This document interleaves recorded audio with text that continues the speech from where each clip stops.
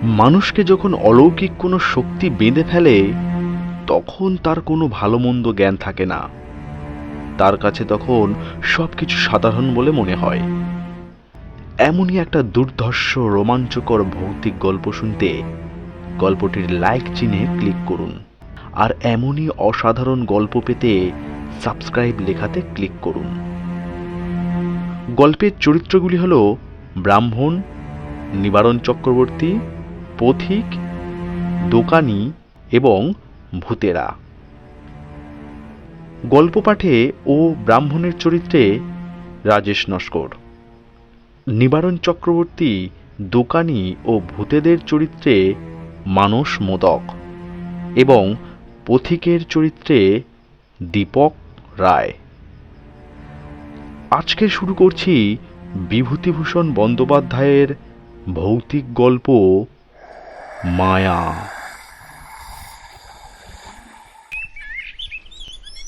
2 বছর আগের কথা বলি। এখনো অল্প অল্প যেন মনে পড়ে, সব ভুল হয়ে যায়। কি করে এলাম এখানে? বগুলা থেকে রাস্তা চলে গেল সিদ্রানির দিকে। চলি সেই রাস্তা ধরেই। রাঁধুনি বামুনের চাকরিটুকু ছিল অনেক দিনের, আজ তা গেল। যাক, তাতে কোনো দুঃখ নেই। দুঃখ এই অবিচারে চাকরিটা গেল। ঘি চুরি আমি করিনি, কে করেছে আমি জানিও না, অথচ বাবুদের বিচারে আমি দোষী সাব্যস্ত হলাম। শান্তিপাড়া সর্ষে বেজের ডাঙা পার হতে বেলা দুপুর ঘুরে গেল। খিদেও বেশ পেয়েছে। জোয়ান বয়স, হাতে সামান্য কিছু পয়সা থাকলেও খাবার দোকান এ পর্যন্ত এসব অজ পাড়া গাঁয়ে চোখে পড়ল না। রাস্তার এক জায়গায় ভারী চমৎকার একটা পুকুর। স্নান করতে আমি চিরকালই ভালোবাসি। পুকুরের ভাঙা ঘাটে কাপড় নামিয়ে রেখে জলে নামলাম। জলে অনেক পানা শ্যাওলা, সেগুলো সরিয়ে পরিষ্কার জলে প্রাণ ভরে ডুব দিলাম। বৈশাখের শেষ, গরমও বেশ পড়েছে। স্নান করে সত্যি ভারী তৃপ্তি হলো। পুকুরের ধারে একটা তেঁতুল গাছের ডালে ভিজে কাপড় রোদে দিলাম। শরীর ঠান্ডা হলো, কিন্তু পেট সমানে জ্বলছে। এ সময় কোনো বনের ফল নেই, চোখে তো পড়ে না যেদিকে যাই। এমন সময় একজন বুড়ো লোক পুকুরটাতে নাইতে আসছে দেখা গেল। আমাকে দেখে বললে, বাড়ি কোথায়? আমি বললাম, আমি গরিব ব্রাহ্মণ, চাকরি খুঁজে বেড়াচ্ছি। আপাতত বড় খিদে পেয়েছে, কোথায় খাবো আপনি কি সন্ধান দিতে পারেন? বুড়ো লোকটি বললে, বসো, একটু নিয়ে নি, সব ঠিক করে দিচ্ছি। স্নান সেরে উঠে লোকটি আমাকে সঙ্গে নিয়ে গ্রামের মধ্যে ঢুকে জঙ্গলে ঘেরা একটা পুরনো বাড়িতে ঢুকলো। বললে, আমার নাম নিবারণ চক্রবর্তী। এ বাড়ি আমার, কিন্তু আমি এখানে থাকি নেই।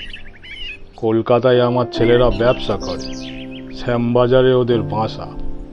এত বড় বাড়ি পড়ে আছে, আর সেখানে মাত্র 3খানা ঘরে আমরা থাকি। কি কষ্ট বলো দেখি। আমি মাসে মাসে একবার আসি, বাড়ি দেখাশোনা করি। ছেলেরা ম্যালেরিয়ার ভয়ে আসতে চায় না। মস্ত বড় বাগান আছে বাড়ির পেছনে, তাতে সব রকম ফলের গাছ আছে, 12 ভূতে খায়। তুমি এখানে থাকবে? থাকতে পারি। কি কাজ করতে? রাঁধুনির কাজ। যে কদিন এখানে আছি সে কদিন এখানে রাঁধো, দুজনেই খাই। খুব ভালো। আমি রাজি হয়ে যেতে লোকটা হঠাৎ যেন ভারী খুশি হলো। আমার খাওয়ার ব্যবস্থা করে দিল তখনই। খাওয়া দাওয়ার পরে আমাকে একটা পুরনো মাদুর আর একটা মোটা তাকিয়া বালিশ দিয়ে বললে, বিশ্রাম করো। পথ হেঁটে বড় ক্লান্ত হয়ে পড়েছিলাম। ঘুমিয়ে যখন উঠলাম বেলা তখন নেই। রাঙা রোদ বড় বড় গাছপালার উঁচু ডালে। এরই মধ্যে বাড়ির পেছনের জঙ্গলে শিয়ালের ডাক শুরু হলো। আমি বাড়ির বাইরে গিয়ে এদিক ওদিক খানিকটা ঘুরে বেড়ালাম। যেদিকে চাই সেদিকেই পুরনো আম কাঁঠালের বন আর জঙ্গল। কোনো লোকের বাড়ি নজরে পড়ল না। জঙ্গলের মধ্যে এক স্থানে কেবল একটা ভাঙা দেউল দেখতে পেলাম। তার মধ্যে উঁকি মেরে দেখি শুধুই চামচিকির আড্ডা। ফিরে এসে দেখি বুড়ো নিবারণ চক্রবর্তী বসে তামাক খাচ্ছে। আমায় বললে, চা করতে জানো? একটু চা করো, চিড়ে ভাজো, তেল নুন মেখে কাঁচা লঙ্কা দিয়ে খাওয়া যাবে। সন্ধ্যার পরে বললে, ভাত চড়িয়ে দাও, সরু আতপ আছে, গাওয়া ঘি আছে, আলু ভাতে ভাত, ব্যাস। যে আজ্ঞে। তোমার জন্য ঝিঙের একটা তরকারি করে নিও। ঝিঙে আছে রান্নাঘরের পিছনে, আলো হাতে নিয়ে তুলে আনো এই বেলা। আর একটা কথা, রান্নাঘরে সর্বদা আলো জ্বেলে রাখবে। তা তো রাখতেই হবে, অন্ধকারে কি রান্না করা যায়? হ্যাঁ, তাই বলছি। মস্ত বড় বাড়ি, ওপরে নিচে বোধহয় 14-15খানা ঘর। এছাড়া টানা বারান্দা, 2-4খানা ছাড়া অন্য সব ঘরে তালা দেওয়া। রান্নাঘরের সামনে মস্ত বড় লম্বা রোয়াক। রোয়াকের ওমুড়োয় 4-5টা নারকেল গাছ আর একটা বাতাবি লেবুর গাছ। ঝিঙে তুলতে হলে এই লম্বা রোয়াকের ওমুড়োয় গিয়ে আমায় উঠানে নামতে হবে, তারপরে ঘুরে রান্নাঘরের পেছন দিকে যেতে হবে। তখনও সম্পূর্ণ অন্ধকার হয়নি। আলোর দরকার নেই ভেবে আমি এমনি শুধু হাতে ঝিঙে তুলতে গেলাম। বাবা, কি আগাছার জঙ্গল রান্নাঘরের পেছনে! বুনো ঝিঙে গাছ, যাকে এঁটো গাছ বলে, অর্থাৎ এমনি বীজ পড়ে যে গাছ হয় তাই। অনেক ঝিঙে ফলেছে দেখে বেছে বেছে কচি ঝিঙে তুলতে লাগলাম। হঠাৎ আমার চোখে পড়ল একটা বউ মতো কে মেয়ে ছেলে আমার সামনাসামনি হাত 10 দূরে ঝোপের মধ্যে নিচু হয়ে আধ ঘোমটা দিয়ে আমারই মতো ঝিঙে তুলছে। দুবার আমি চেয়ে চেয়ে দেখলাম, তারপর পিছন ফিরে 7-8টা কচি ঝিঙে তুলে নিয়ে চলে আসবার সময় আর একবার চেয়ে দেখলাম। দেখি বউটি তখনও ঝিঙে তুলছে। নিবারণ চক্রবর্তী বললে, ঝিঙে পেলে? আগে হ্যাঁ, অনেক ঝিঙে আছে, আর একজনকে তুলছিল। নিবারণ বিস্ময় সুরে বললে, কোথায়? ওই রান্নাঘরের পেছনে, বেশি জঙ্গলের দিকে। পুরুষ মানুষ? না, একটা বউ। নিবারণ চক্রবর্তীর মুখ কেমন হয়ে গেল। বললে, কোথায় বউ? চলো দেখি দেখি।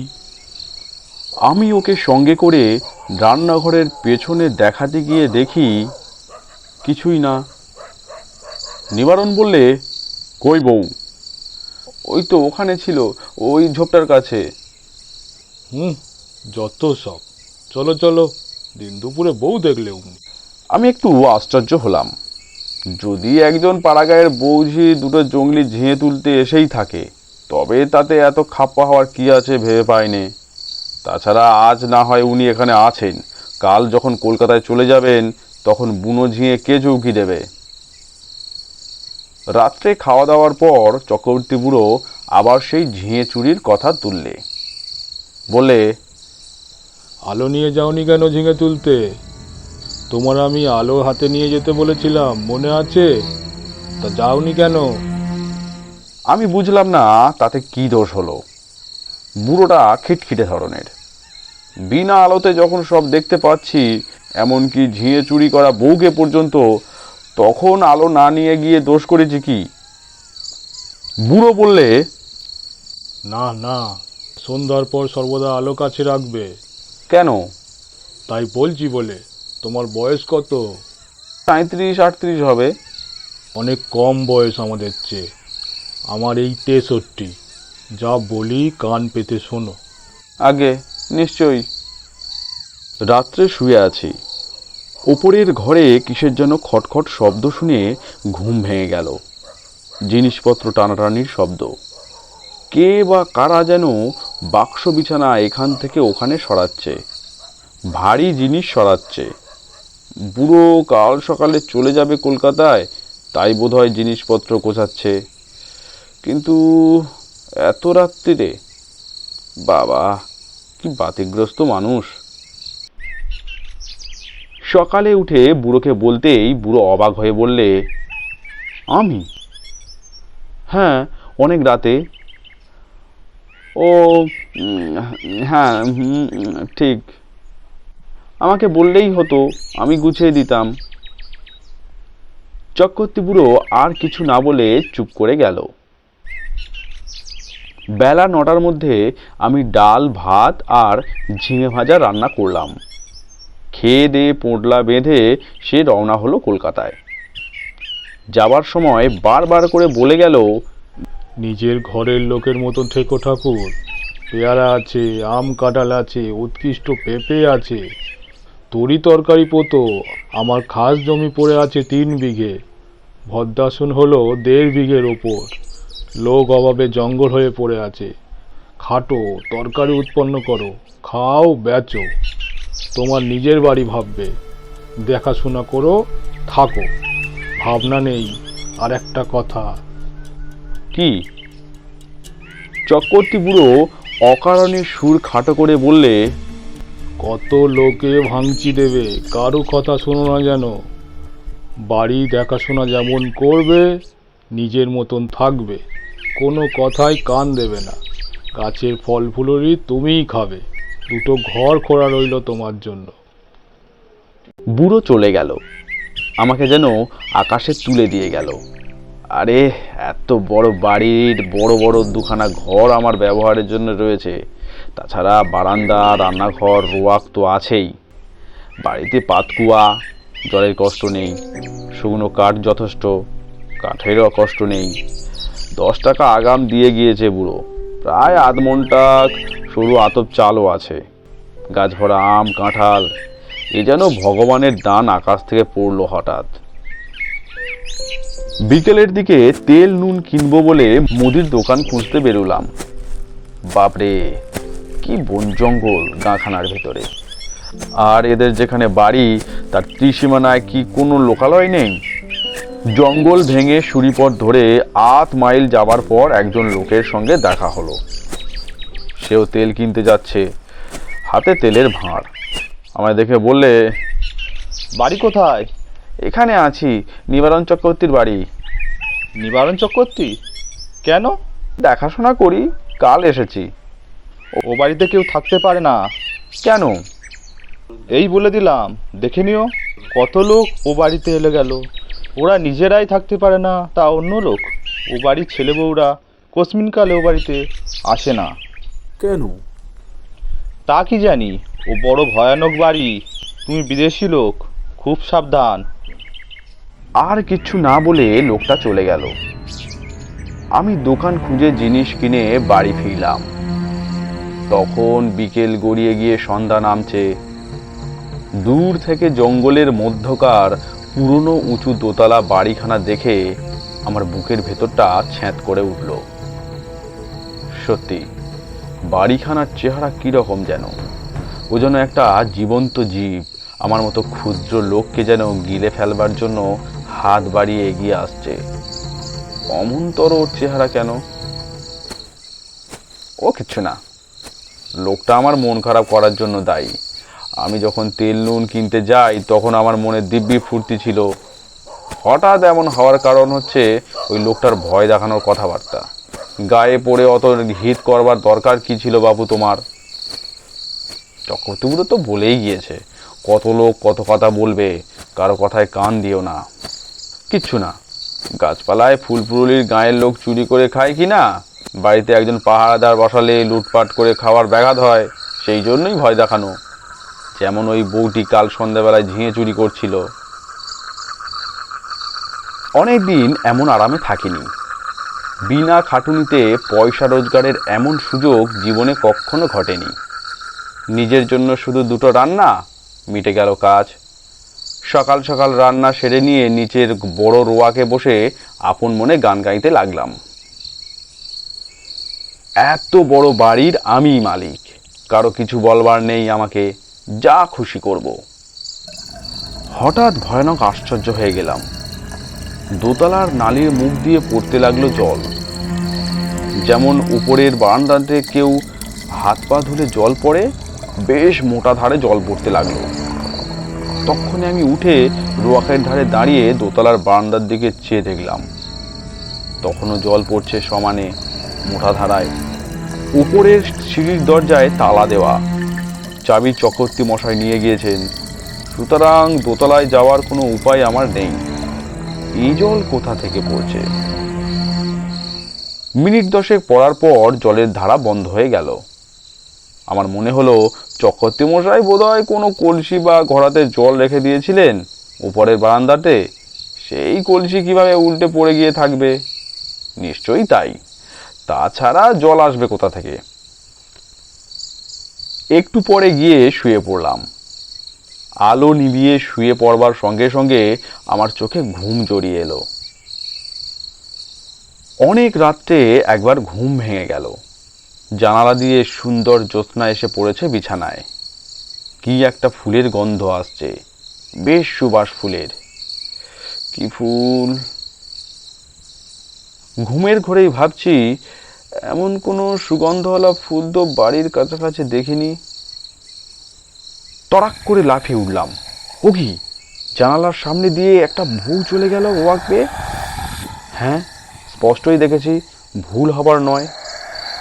আমি তক্ষুনি উঠে দরজা খুলে রোয়াকে গিয়ে দাঁড়ালাম। রোয়াকে দাঁড়াতে দুটো জিনিস আমার কাছে স্পষ্ট হলো। প্রথম, সেই ফুলের সুবাসটা রোয়াকে অনেকখানি ঘন। ওই বউটি যেন এই সুবাস ছড়িয়ে দিয়ে গেল এতক্ষণে। না, এ কোনো ফুলের সুবাস নয়, এ কিসের সুবাস তা আমার মাথায় আসছে না। কেমন একরকম যেন লাগছে, একরকম নেশার মতো। কেন আমি বাইরে এসেছি? ও, কি একটা বউ রোয়াক বেয়ে খানিক আগে চলে গিয়েছিল, সেই ছড়িয়ে গিয়েছে এই তীব্র সুবাস। কিন্তু কোনো দিকেই নেই তো, সে গেল কোথায়? সেই রাত্রে সেই পর্যন্ত। কতক্ষণ পরে ঘরে এসে শুয়ে পড়লাম। সকালে উঠে মনে হলো সব স্বপ্ন। মনটা বেশ হালকা হয়ে গেল। কাজকর্মে ভালো করে মন দিলাম। বন জঙ্গল কেটে কিভাবে তরি তরকারির আবাদ করব সেই আলোচনা করতে লাগলাম মনের মধ্যে।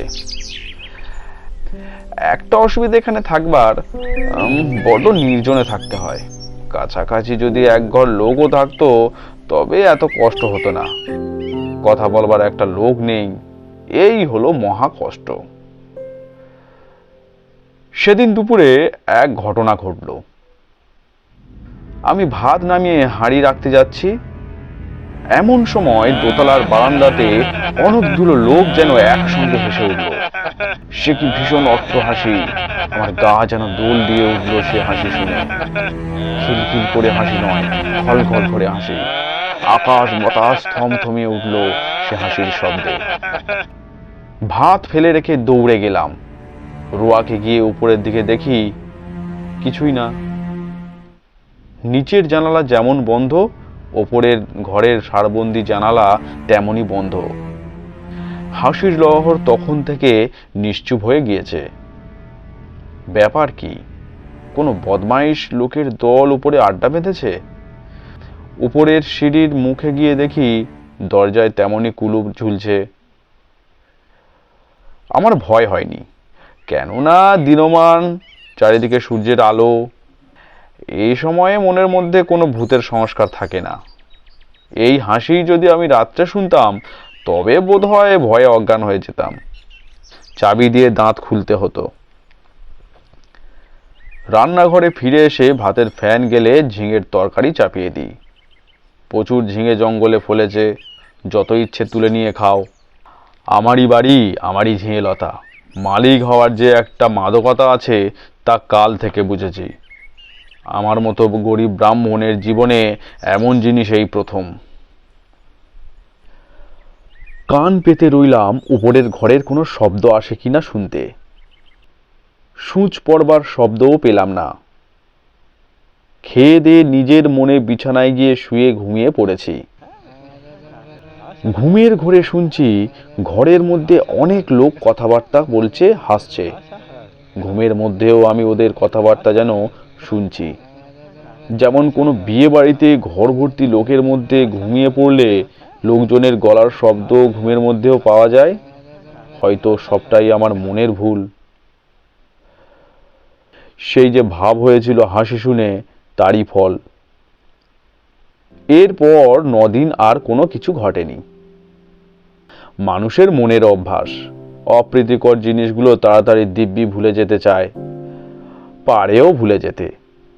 আমি নিজের মনকে বোঝালুম ওসব কিছু না, কি শুনতে কি শুনেছি, বউ দেখা চোখের ভুল, হাসি শোনাও কানের ভুল, সব ভুল।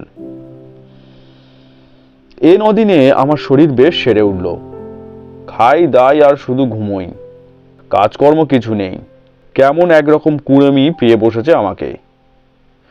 আমি সাধারণত খুব খাটিয়ে লোক, শুয়ে বসে থাকতে ভালোবাসি নে, কিন্তু কদিন ধরে অতিরিক্ত খাটুনির ফলে কেমন এক রকমের অবসাদ এসে গিয়েছে, শুধুই আরাম করতে ইচ্ছে হয়। 9 দিনের দিন বিকেলে মনে হলো রান্নাঘরের পেছনে সেই ঝিঙে জঙ্গলটা কেটে একটু পরিষ্কার করি। ঝিঙের লতাগুলো বাঁচিয়ে অবশ্য। ওখানে ঝালের চারা পুঁতবো, আর একটা চাল কুমড়োর এঁটো লতা হয়েছে ওই জঙ্গলের মধ্যে, সেটা বাঁশের কঞ্চি দিয়ে রান্নাঘরের ছাদে উঠিয়ে দেব। এ বাড়িতে কাজ করে সুখ আছে, কারণ দা, কোদাল, কাস্তে, নিরেন, শাবল, কুড়ুল সব মজুদ আছে। ঘরের কোণে একটা হাত করা দিস্তক। অল্পক্ষণ মাত্র কাজ করেছি, আধ ঘন্টাও হবে না। হঠাৎ দেখি সেই বউটি ঝিঙে তুলতে এসেছে, নিচু হয়ে ঝোপের মধ্যে ঝিঙে তুলছে। সঙ্গে সঙ্গে দোতলার ঘরগুলোর মধ্যে এক মহাকলরব উপস্থিত হলো। অনেকগুলো লোক, আন্দাজ 50 একসঙ্গে যেন হৈ হৈ করে উঠল। সব দরজা জানালা যেন একটা ঝড়ের ঝাপট লেগে একসঙ্গে খুলে গেল। বন কাটা ফেলে আমি উপরের দিকে চেয়ে দেখলাম, সামনের রোয়াকে এসে দাঁড়ালাম। কই, একটা দরজা জানলার কপাটও তো খোলেনি দোতলার, যেমন তেমনই আছে। ব্যাপার কি, বাড়িটার মৃগী রোগ আছে নাকি? মাঝে মাঝে এমন বিকট চিৎকার ওঠে কেন? এবার তো ভুল হওয়ার কোনো কথা নয়। সম্পূর্ণ সুস্থ মনে কাজ করতে করতে এ চিৎকার আমি শুনেছি এইমাত্র। এখন আবার চারিদিক নিস্তব্ধ, কোনো দিকে কোনো শব্দ নেই। সেই বউটি আবার ঝিঙে তুলতে এসেছে এই গোলমালের মধ্যে। দৌড়ে গেলাম রান্নাঘরের পিছনে, সেখানেও কেউ নেই। সেদিন রাতে এক ঘটনা ঘটল, ভারী মজার ঘটনা বটে। খেয়ে দিয়ে সবে শুয়েছি, সামান্য তন্দ্রা এসেছে, এমন সময় কিসের শব্দে তন্দ্রা ছুটে গেল। চেয়ে দেখি আমার বিছানার চারিপাশে অনেক লোক জড়ো হয়েছে। তাদের সবারই মাথায় লাল পাগড়ি, হাতে ছোট ছোট লাঠি। আশ্চর্যের বিষয়, সকলেরই মুখ দেখতে একরকম। একই লোক যেন 50টি হয়েছে, এই রকম মনে হয় প্রথমটা। বহু আরশিতে যেন একটা মুখ দেখছি। কে যেন বলে উঠল, আমাদের মধ্যে আজ কে যেন এসেছে। একজন তার উত্তর দিলে, এখানে একজন পৃথিবীর লোকের বাড়ি আছে অনেক দিন থেকে। আমি দেখিনি বাড়িটা, তবে শুনেছি, যারা দেখতে জানে তারা বলে সেই বাড়ির মধ্যে একটা লোক রয়েছে। সব মিথ্যে, কোথায় বাড়ি? আমরা কেউ দেখিনি। তবে এসো, আমরা নাচ আরম্ভ করি। বাপরে বাপ, কথায় বলে ভূতের নৃত্য। শুনেই এসেছিলাম এতদিন, এইবার সচক্ষে দেখলাম। সে কি কাণ্ড! কতগুলো লোক একসঙ্গে লাঠি বাজিয়ে এক তাণ্ডব নৃত্য শুরু করে দিলে। আমার দেহের মধ্য দিয়ে কতবার যে এলো গেল, তার সঙ্গে সঙ্গে বিকট চিৎকার আর হল্লা। আমার বিছানার বা আমার কোনো অংশ তারা স্পর্শও করলো না। আমি যে সেখানে আছি তাও যেন তারা জানে না। ওদের হুঙ্কার আর ভৈরব নৃত্যে আমি জ্ঞান শূন্য হয়ে গেলাম। যখন জ্ঞান হলো, তখন শেষ রাত্রে জ্যোৎস্না খোলা জানালা দিয়ে এসে বিছানায় পড়েছে। সেই ফুলের অতি মৃদু সুবাস ঘরের ঠান্ডা বাতাসে। আমি আধ অচেতনভাবে জানালার বাইরে জ্যোৎস্না মাখা গাছপালার দিকে চেয়ে রইলাম। কতক্ষণ পরে জানি না ভোর হয়ে গেল। বিছানা ছেড়ে উঠে দেখি ঘুমের কোনো ব্যাঘাত হয়নি। সুনিদ্রা হলে শরীর যেমন ঝরঝরে আর সুস্থ হয় তেমনই বোধ করছি। তবে সে ভূতের নাচ কে দেখেছিল? সে নাচ কি তবে ভুল? খেয়ে দিয়ে পরম আরামে শুয়ে ঘুমিয়ে পড়ে স্বপ্ন দেখেছি? তাই যদি হয় তবে এই শেষ রাতে ঠান্ডা বাতাসে যে ফুলের সুবাস পেয়েছি তা কোথা থেকে এলো? সেই বউটি যখন চলাফেরা করে তখনই অমন সুবাস ছড়ায় বাতাসে। সুবাসটা ভুল হতে পারে না। এখনো সে গন্ধ আমার নাকে লেগে আছে। কোনো অজানা বন ফুলের সুবাস হবে হয়তো। তাই হবে। তেল কিনতে গিয়েছি দোকানে। দোকানি বললে, কিরকম আছো বলি, কিছু দেখছো নাকি? না। শুনছো কিছু? না। তুমি দেখছি সাধু লোক, টুকটাক জানো নাকি ভূতের মন্তর? তেল দাও, চলে যাই, ওসব বাজে কথা। কোনো ফুলের সুগন্ধ? না। খুব বেঁচে গিয়েছো তুমি। তোমার আগে যারা ওখানে থাকতো তারা সবাই একটি বউকে দেখতো ওখানে প্রায়ই। এমন হতো শেষে ও বাড়ি ছেড়ে তারা নড়তে চাইতো না। তারপর রোগা হয়ে দিন দিন শুকিয়ে শেষ পর্যন্ত মারা যেত। দুটি লোকের এই রকম হয়েছে এই পর্যন্ত। বাড়িতে ভূতের আড্ডা। ভূতে লোককে পাগল করে দেয়। তাদের কাণ্ডজ্ঞান থাকে না। এমন ভালো লাগে এবারই না খেয়ে না দিয়ে ওখানে পড়ে থাকে, ছেড়ে যেতে চায় না। তুমি দেখছি ভূতের মন্তর জানো। আমরা তো ও বাড়ির ত্রিসীমানায় যাইনি। মাথা খারাপ করে দেয় সাধারণ মানুষের। তেল নিয়ে চলে এলাম। ভাবতে ভাবতে এলাম, মাথা খারাপ হওয়ার সূত্রপাত আমারও হলো নাকি। বাড়ির সীমানায় পা না দিতেই আমারও মনে হলো, না, সব ভুল। পরম সুখে আছি। এ ছেড়ে কোথায় যাব? বেশ আছি, খাসা আছি, তোফা খাসা আছি। সেই থেকে আজ 2 বছর পড়ে আছি এ বাড়িতে। চক্রবর্তী মশাই মাইনে টাইনে কিছুই দেয় না, তাতে আমার কিছু আসে যায় না। বাড়ি দেখাশোনা করি, বেগুন কলা বেচি, দিন রাত ওদের নৃত্য দেখি, ওদের মধ্যেই বাস করি। এক পা যাইনে বাড়ি ছেড়ে।